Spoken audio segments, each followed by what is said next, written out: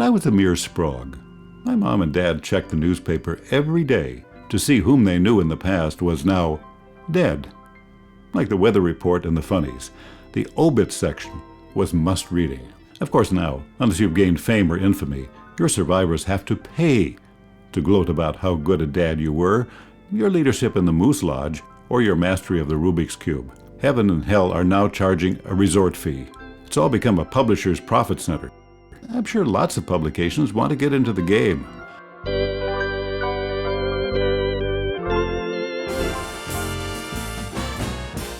Imagine an obit in Vanity Fair. Truman was a raconteur and boulevardier, neatly wrapped into a Bergdorf shopping bag.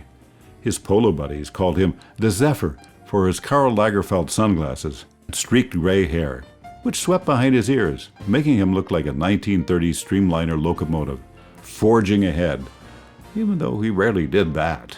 Most of his life was dedicated to lunch, a nap, and an afternoon dirty martini and cigar.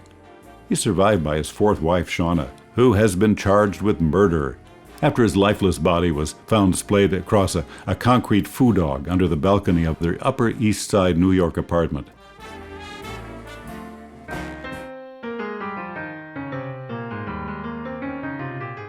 Or how would the National Enquirer handle an obit? Frank made his first fortune in grade school, wagering his lunch money in a tiddlywink scam, rigging the game by warping his opponent's squidger pieces with a nail file so their winks sailed off in odd directions. It was the first of many enterprises that culminated in a vast, highly leveraged real estate empire. Despite his reputation as a slumlord on Baltic Avenue, doing jail time after his attorneys argued that he had just landed on the wrong square at the wrong time, he ended up with a penthouse on Boardwalk, a hotel and golf course in Florida, and a trophy wife named Trixie. Attempting to revive the Bull Moose Party, he mounted a failed presidential campaign. He died as the result of a fall after being hoisted on his own petard.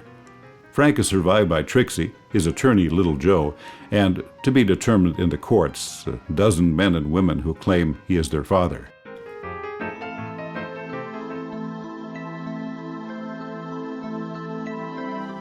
Or what about National Geographic? Cheetah was born in a forest. She began her up-tree climb when she was an infant. As a child, always commanding attention, she often jumped up and down, screaming while waving a big stick and flinging her poo.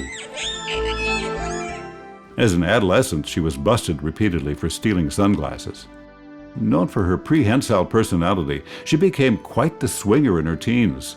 Whatever works was her motto. She claimed that she would see no evil, hear no evil, and speak no evil, but that was rarely the case. Cheetah see, cheetah do was her motto. But Cheetah became known as the Banana Belt Beauty. When she lit up her bottom, gasping suitors fell from trees. Several fought over her and died. But then she met Boingo.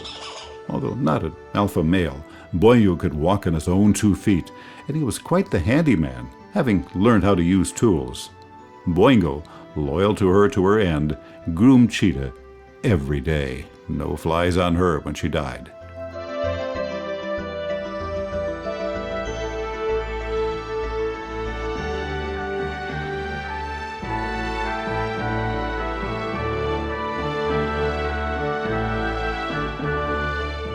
Now, when I pass away, which esteemed magazine should publish my remembrance? I don't know. Maybe Real Simple. Might go like this. He once was, now he is gone.